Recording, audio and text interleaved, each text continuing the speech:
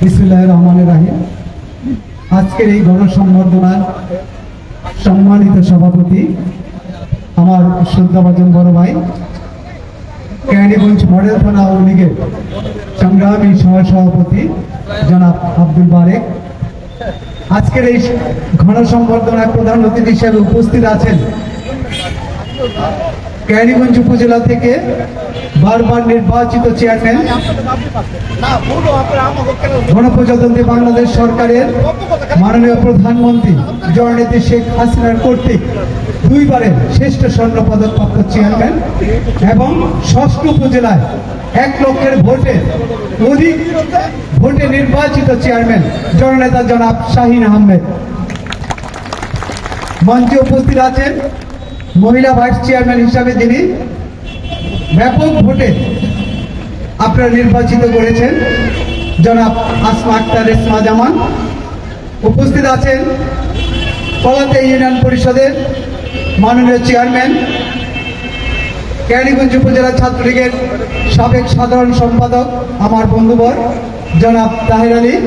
বিশেষ অতিথি হিসেবে উপস্থিত আছেন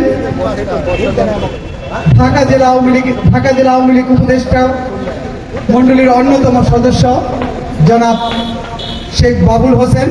উপস্থিত আছেন মুক্তিযোদ্ধা, আওয়ামী পরিবারের নেতৃবৃন্দ, এলাকার গণ্যমান্য ব্যক্তিবর্গ। সকলের প্রতি রইল আমার অন্তরের অন্তঃস্থল থেকে অন্তিম লাল গোলাপের শুভেচ্ছা ও অভিনন্দন। আসসালামু আলাইকুম। আপনারা সবাই ভালো আছেন? আমি আপনাদের কাছে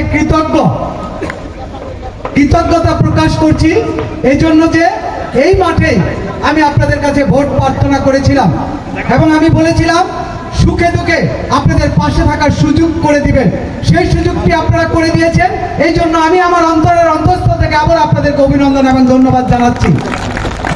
আমি শুধু একটি কথাই বলতে চাই, আমার প্রিয় নেতা জননেতা জনাব শাহিন আহমেদ 15টি বছর কেরানীগঞ্জের মানুষের জন্য, কেরানীগঞ্জের উন্নয়নের জন্য কাজ করেছে।